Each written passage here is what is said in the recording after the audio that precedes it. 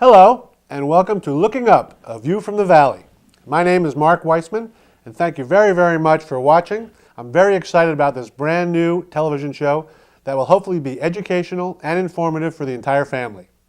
The premise of the show is to take a positive, nonprofit, and unique perspective on the lower Naugatuck Valley region. For the purposes of this show, that will include Shelton, Derby, Ansonia, Seymour, Naugatuck, Beacon Falls, and Oxford. If you have any comments on the show, feel free to provide feedback, questions, or suggestions to lookingupvalley@gmail.com or check out our Facebook page and dedicated website. Thank you very much. The smart growth is what we were looking at, and again, getting in that whole introspective period where we said, okay, what do we need to do? What are we doing wrong? How can we better ourselves? Smart growth, quite frankly, we didn't want to become a community where you ended up with urban sprawl. Right. We didn't want our main streets to become the Boston Post Road with big box retailers, again, with no connection to the community. And you had a chance to get a box in your downtown a while ago. We did, and, really? and thankfully we chose wisely and opted out. That's great. Tom had, what did you have with you? The sickle or something in your hand. A Goodyear tire. So the idea of promoting smart growth, and smart growth being pedestrian-based downtowns. Right, exactly. You want people living downtown, and you want them to have everything that they need within a 5 to 10 minute walk. Exactly. That's targeted for 18 to 34-year-olds. Right. It's also targeted for 55 and older, empty nesters. Good. They want a more active lifestyle. They want to be downtown. They want to be where there's some nightlife. Sure. And they don't want to be in an area. But a nice, safe downtown. Oh, absolutely. Speaking of, where is the Naugatuck Senior Center? Do you have one? It's about half a mile from here. Oh, okay. So you go straight up Cedar, and then you go right on Church, and then it's left on Meadow. Okay, good. It's right. Again, the idea there is it's within a quarter of a mile from the downtown. Right, exactly. And in a setting where you have, like, for example, you have acts on the green, music on the green in the summer.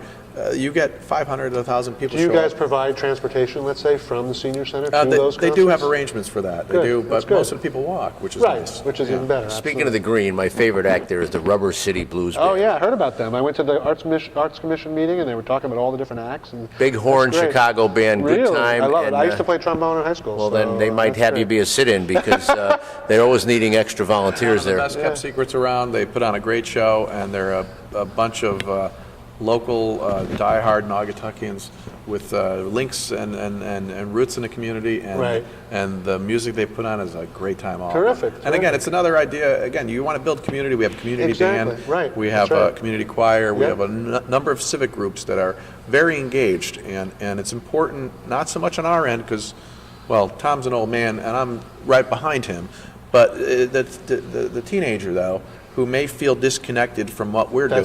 That's right. We want to connect them to the adult world. I think that's great, because actually one of the things that I know the Derby Cultural Commission and the Arts Council are thinking about, because traditionally the demographic for those concerts are the age groups you mentioned. Yeah. But there's obviously all this popular music out there. Now you don't want to alienate the existing demographic, you want to expand it. So they're already talking about maybe, putting in a little more bands with more contemporary recent music, and obviously even contemporary, the definition, depends on who you're talking to. That's right. So, but you do it gradually, not all of a sudden we're going to completely change all the genres of music, but at least do it, on a basis that, that appeals to more people. But like I said, still if you look at the Mount Auburn study, the Mount Auburn Valley Regional Study, which was in 2009, one of the biggest problems they identified throughout the valley was the disconnect between teens and the adult world. Agreed. And that was, and they singled it out. They made about a page and a half on it, and it's so critical. Because without those teens believing in their community or engaging or having some form of interaction, we've lost them. Right? Absolutely. And again, we're not here to keep them all, but you want to combat brain drain. You've got to make sure they believe. Absolutely. I'm sure the graduation rate would go higher if they're more engaged and things like that. Well, it would go higher, but the thing is, the rematriculation rate would rise. Right. That's which is the most important part, because again, we're not saying go out and see the world. Please do. Come back though, and come back and help build the community now for the next round. I don't know if the audience caught that, but could you really explain what rematriculation is? Well, you want me to define it? Or? Yes, please. Well, I mean, the idea again is to making sure that somebody who was born and raised in the valley or in our area or in our community has sufficient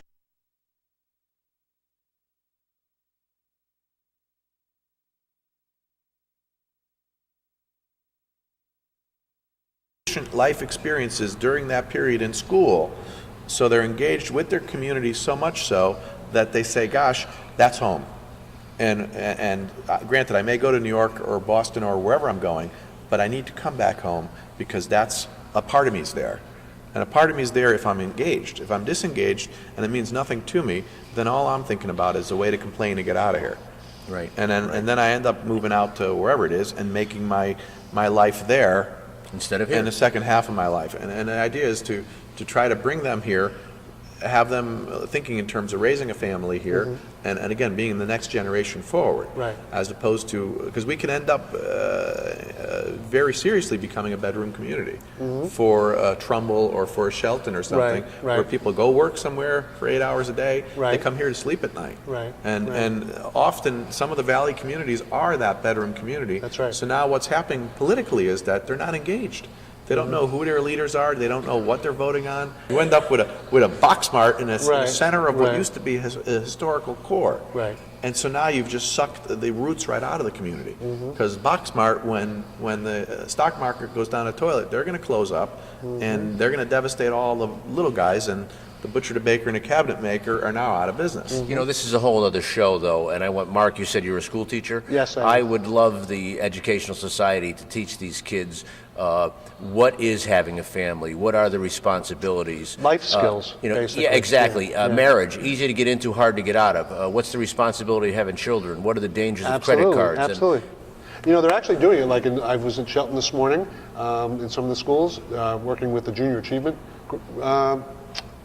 Junior Achievement organization, and even the middle schools, you know, in some of the local, they're already having the kids think about careers. Now, the upside of that is you get more mature kids. They're thinking about, oh, what I want to be. They're not just flitting around. But at the same time, my concern almost is let's not take it to the extreme. I mean, they're still 7th, 8th grade. Right. They're kids. You know, they don't have to all of a sudden, you know, buckle down and become like, you know, working and all that stuff. They're still a kid. Enjoy it, have fun. But in a way, that's good because then they can learn at an early age how you have a balanced life. You go to work, you have fun, you go to a concert, you know, and you do some volunteer work or whatever. A lot of these programs also can start with community mentoring. Right, Like, for example, exactly. we have 55 businesses in our industrial park. We have a DNA testing equipment company. Now you say, well, what does that matter to, say, a middle school kid? Well, it does. Absolutely. If they know that there's actually career choices for them Exactly. in our community, now they may say, well, gosh, they're doing some exciting things there. They started their business from scratch, and they did it in Naugatuck. That's right. And if there's a mentoring program where they can go there even on an internship level or some kind of interaction where they know the owner of the company or they know somebody who manages the place, who shows them, well, this is what DNA is and this is how it matters to you. Exactly. Instead of just catching it on CSI or Right, or 11 what o'clock you news. think, oh, I'm learning this in science class, how does it apply to the real world? applies to Immediately- here. Exactly, right. You can Absolutely. show a lab or what it's Yeah. like. And it's good that you mentioned that because well, two things. One, I've done mentoring in Derby and in Shelton, and mentoring actually could mean either the kids go to the business or the business people can come to the schools. Nice. So it's nice, it can kind of be a give and take. And the other thing is, we had a really nice conversation with Dr. Tracy, the superintendent of schools, where he talked about, you know, career building, where they're having career fairs now, again, at the middle school level, things like that. So you're actually engaging,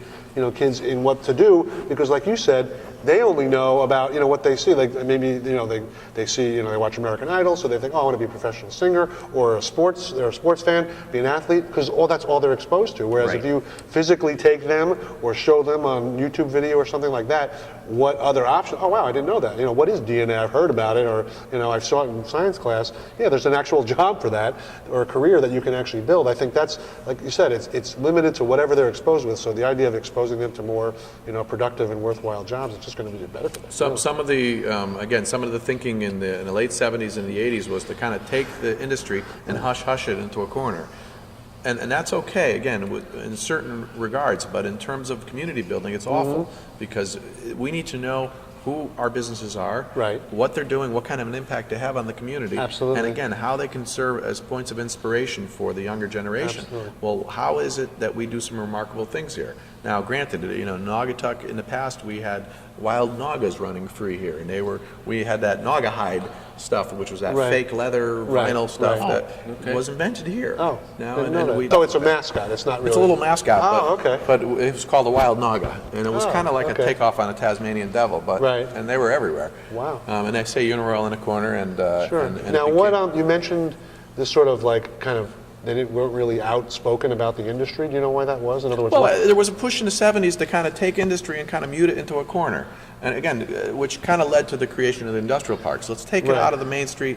Let's take it out of the residential areas. Let's throw it into a segregated corner. Is that because of the environmental concerns? Well, there was part of it was environmental. The other part of it was strictly from a zoning standpoint.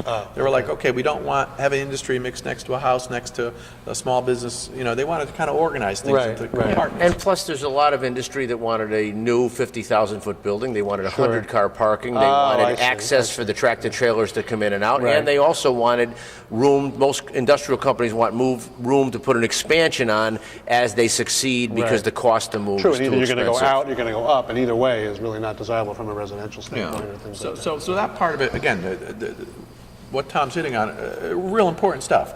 However, though, in doing so, you end up losing the soul of what you are. Right. Like you don't have people downtown, is your point. Exactly. And downtown, you want to have a vibrant downtown. Absolutely. You want people understanding what's down there. There's either some kind of an experience there, or there's some kind of a unique business or something that you can't get going to a shopping mall. Right. And again, the idea is to take people, say, out of the car, park the car, walk the streets a little. Exactly. And you might bump into somebody you know. Exactly. Because right now our interaction is weddings, funerals, and the supermarket. Right. And it's, you know, well, hey, Tom, how you doing, blah, blah, blah, and he's on his phone or somebody texts him. I was going to say, on the internet is the other thing. But if we get to Renaissance Place where we have a large office component, we have a couple thousand residents, we have a cool downtown with small stores and parking, and then medical, then you go back to what Chester's trying to say, live, work, and play. And the thing is, you know, honestly, Naugatuck downtown is pretty vibrant right now. I mean, I was actually very impressed. I drove around and looked around at all the stores. I mean, it's very walkable. Exactly. It's flat, and it's a good 1.5 geographic mile area where you can have a 20-minute hike, and you can get just about everything you need. The idea, again, with smart growth, though, is putting people back downtown, getting the 18 to 34s and the 55 and older, putting them in condos downtown so they're living above the storefronts. And now what's happening is they're spilling into the streets every time they're hungry. They're spilling into the streets to see a show. They're spilling into the streets for social reasons, for coffee or anything. That's right. That's a critical part of the equation. Now, you guys you're the economic development, okay? So, and the economy affects everyone, not just the downtown. So, and like typically when I hear, well, what's the economic development commissions or corporations doing? It's always about the downtown, or at least that's the primary conversations. What are you doing to improve the economy outside of the downtown? What we've done for the last 8 years or so, we created what they call a special design district downtown. So we've put in measures from a zoning standpoint to protect the history downtown. So again, we don't end up with Boxmart downtown with a giant, box and then a giant parking lot. Where you just spoil the rural feel to it. Absolutely. And you just absolutely obliterate the history. So we've created an area where you can have a little more density. So that normal zoning wouldn't allow X amount of people to be in one area. We're allowing a little more. We're allowing a mix of, say, commercial, light commercial, with residential, with entertainment uses to it, and all within, say, a certain distance of, say, a place of worship.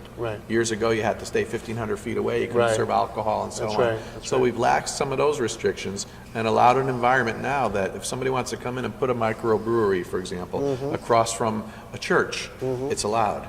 But again, this is all, you're talking about the downtown. We're talking about the historic core. So what I'm saying is beyond that, within the city limit or the borough limits, what is, if someone has a house, in other words, there's still economy, and it's not business oriented, but I'm saying like the tax base, things like that. What is the corporation doing to improve the economic situation for people who are not located or even just choose not to go to the downtown? Trying to create jobs in the park. Well, the park is a big deal because that'll help ultimately with the tax burden. And that is a big deal. They contribute an enormous amount to our grand list. The other part of it is that there are areas for big box retailers. There are commercial corridors that we have that are commercial corridors. I mean, we have national franchise operations there. We have the Boxmart, and we have a few others. And those are areas that naturally over the years have kind of evolved or devolved, if you would say, into this sprawl where you've had kind of a congestion of these commercial enterprises. And they're usually on the way to someplace else. So we allow for that in certain areas. There's a couple of prominent roads. One's New Haven Road, one's Rubber Avenue. And then we have Bridge Street with a big Y shopping center and a CVS. Right, So right. we have 3 or 4 commercial areas Right. in town. But residentially, a mix of apartments, single-family houses, in all price ranges from the top to the bottom. Right. We have a developer trying to do some over 55 housing, but the market has been soft for residential. Sure. We have a fabulous fitness trail in the Larkin Bridle Trail that goes really? from Naugatuck all the way out to the to Lake Zor. Oh, wow. Chester and I are still. It's the old railroad trestle. Oh, okay, And, okay. And you get, like I said, an old man like Tom and I, well, Tom actually is the old man, I'm younger, and I'll take him out often, and he'll be huffing and puffing and Right, coughing up right. whatever his lunch Well, was. I believe there's plans, the Riverwalk now goes Shelton, Derby, Ansonia opened theirs recently, and I believe there's plans to extend it all the way up to Waterbury. Yeah, and Waterbury's got a $22 million project working on that as well. Right. But this Larkin Bridle Trail's open now. Oh, okay. A lot of nice Excellent. parks. We have a little Bombers Park that has a walk around. So Right. nice town, and good. I think that enhances the residential areas. And get back to Mount Auburn. 1999, we hired Mount Auburn Associates. They came to our town for a couple of years. Who is Mount Auburn? They're a consulting group. They do a lot of municipal planning consulting. Okay. So they kind of came in. Are they for-profit or non-profit? They're for profit. Yes, you pay them handsomely. No, they're not that bad. They're actually a bargain when really for what you get in return. So they send a team of people here. They interview everyone, and I Okay. mean everyone. A Right. lot of students. That's where they came up Wow. with that whole disconnect thing. Oh, okay. Have Have they worked with other valley towns besides? They have, Oh, yes. Like, And for example? Shelton. And we were real pleased with what they did in Shelton. We met some of the players there. They came here, spent about 2 years, produced about a 96-page report Okay. that looked at everything in terms of socioeconomic health, the Right. commercial health, the makeup of our community. And again, some of the issues that we had were image Right, and image right. related, and those can be prominent. They can overshadow the entire equation. Absolutely. And a lot of that whole brain drain issue falls back on image. A lot of the issue of it's much easier to complain than it is to actually do. Right. Instead of going to town hall and show up at a meeting Sure, and voice your sure. opinion and say, look, this is what we think should be done. So what This is how- what is the corporation or commission doing to encourage people, and actually not just encourage them, because I'm sure that's being done, Yeah. but the inertia to get out of your house and actually, maybe you don't go to a meeting. I mean, what's the visibility? Do you guys, for example, do you guys film your meetings, your town meetings? Are they We do, available, yes. that kind of thing? They're available on TV, and that's important. The newspaper is important. Mm-hmm. A lot of these valley communities, a lot of valley towns lost their local newspapers. That's a big deal. Sure. That's what is a means of connection. And now Actually, speaking of which, did Naugatuck used to have its own paper, just like? we used to have the Naugatuck Daily News, which was Okay. out of this building, as a matter Oh, of fact. really? It was Okay. produced here in the basement. Okay. But you do have Citizens News, which is a weekly. It's a Right, weekly. right. It's still not the same. We have a Naugatuck Patch now, which Right, is an right. online. And again, we needed an economic development corporation. We Right, set it up. right. It's been an enormous success. The community connection part, again, we all are ambassadors. We've got to get out there. We have many events that bring the community together Right. to kind of bridge the disconnect between the youth in school and the adults in the community and the workforce. We want to make sure that the kids in school know what the workforce is, what they're doing, what exciting things are happening in our town. Yeah, that's good. And again, they can be a part of that if they Right. want. We want them to have that option. And often these success stories are buried on the back page of a paper somewhere. Like you said, like when did Goodyear patent the vulcanized rubber? Let's celebrate that in the science classes, or just in the community. Not, you know what I not to mean? mention the fact that everything around us has rubber in it somehow. Right, exactly. So Adrian, the designer of the Wizard of Oz costumes, right. from Naugatuck. Right. And you're like, well, what does that matter? Well, I don't know. Every holiday season, Wizard of Oz is watched by Exactly, of hundreds course, of millions of of people. course. He said a costume You designer. guys could, Well, what the does that Cultural matter? Commission or the Cultural Council could show the Wizard of Oz, in a simulcast on we the actually green or have something an like event that. where they use this Cedar Street right here, the road leading to the Historical Society. Right. They paint it yellow. And they have the Oh, kids. that's a great idea. They have the kids march down the yellow brick road to Right. the Historical That's Society. fabulous. Watch the filming of the movie. Yep. And then they have the community band outside playing. That's a really good the Wizard idea. of Oz songs. Wow. How long have you guys been doing this? do you About know? 4 or 5 years, Right. and again, an enormous community building experience. That's fabulous. The ingredients are there on the table. Right, It's our exactly. job to celebrate that. Perhaps one of Naugatuck's most best-kept secrets is costume designer Adrian Greenberg. You may not know this, but you have seen Adrian Greenberg's designs before, in several films including The Wizard of Oz. But first, let's get to know the man behind the curtain. Adrian Adolph Greenberg was born in Naugatuck in 1903 to Jewish parents who owned a hat shop on Church Street. Through his parents' hat shop, Greenberg was surrounded by the fabrics and the materials his parents used to make hats, which would play a key role in his career. In 1921, Greenberg graduated from Naugatuck High School and in the fall attended what is now called the Parsons School of Design in New York City. In 1923, he enrolled in the Paris branch of Parsons, where his designs were discovered by Irving Berlin, who had a popular Broadway show called Music Box Revue. Berlin offered Greenberg a job to design costumes for his show. Greenberg worked for Berlin for 2 years. Greenberg's costumes soon got the attention of actor Rudolph Valentino's wife, who took him to California. Greenberg quickly gained success and later designed costumes for Hollywood icons, including Connecticut native Katharine Hepburn, Greta Garbo, and Joan Crawford. From 1925 to 1940, Greenberg became the premier costume designer for MGM, creating costumes for over 200 movies. Some of his most notable films he created costumes for included Marta Hare, starring Greta Garbo, The Bride Wore Red, starring Joan Crawford, The Philadelphia Story, starring Katharine Hepburn, and The Wizard of Oz, starring Judy Garland. L. Frank Baum's children's book, The Wonderful Wizard of Oz, was Greenberg's favorite book growing up. And even as a child, he would be designing and redesigning the costumes that he thought that the characters should be wearing. And he had inside books and pamphlets, notebooks, piles of them.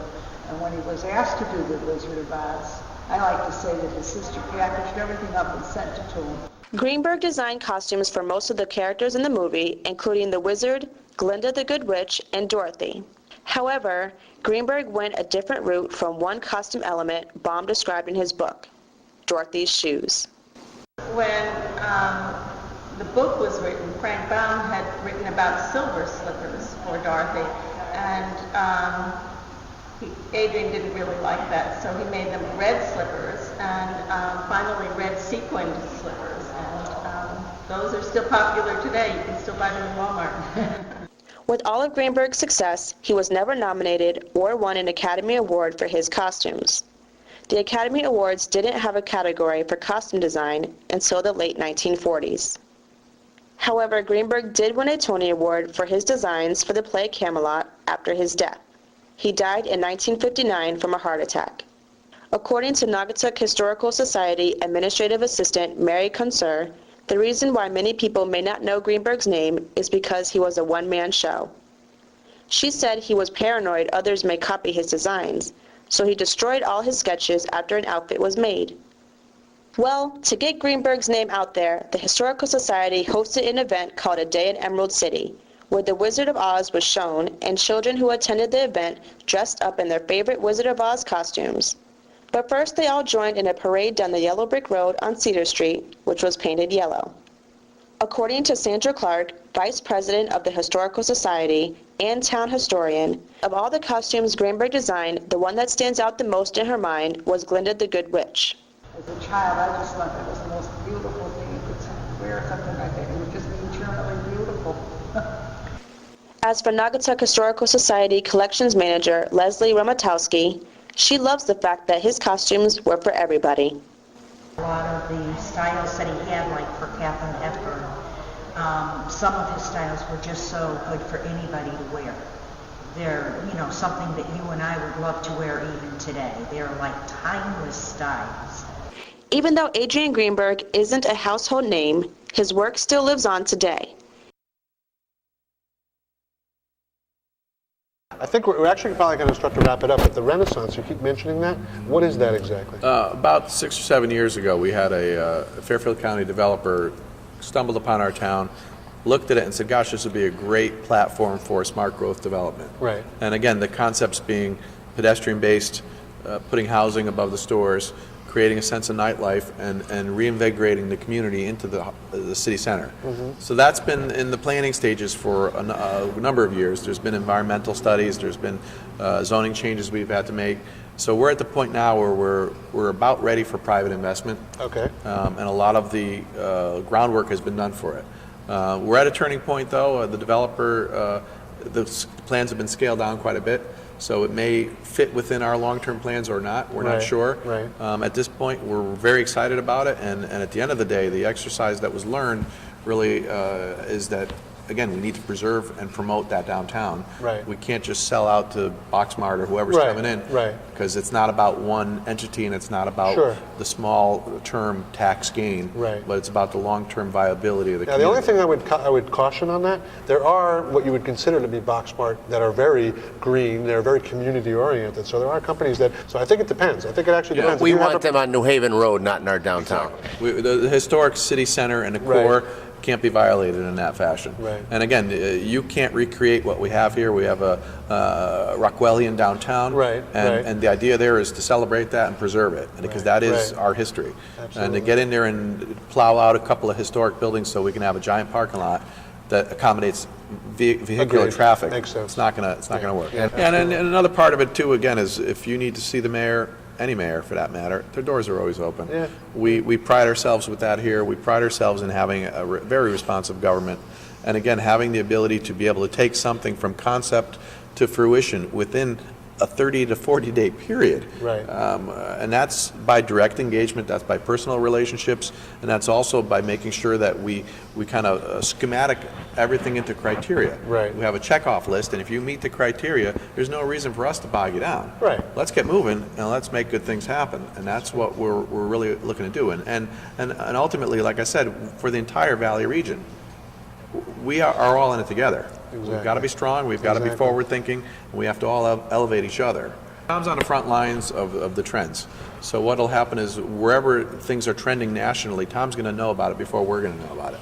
And it's important that we have a strong relationship, and ultimately that Tom's got a strong contact with the politicians and the bureaucrats, so that they know with the finger on the pulse what's happening out there. Right. Because we only have selective engagement on our end. He's in the trenches, so we've got to, again, keep our eyes and ears open on that. And I'm flying the friendly skies. Yes, he is.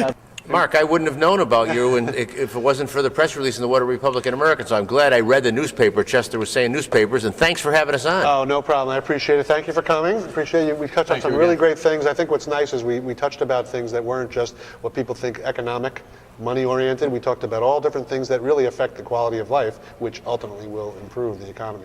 If you have any comments on the show, feel free to provide feedback, questions, or suggestions to lookingupvalley@gmail.com or check out our Facebook page and dedicated website. Thank you very much.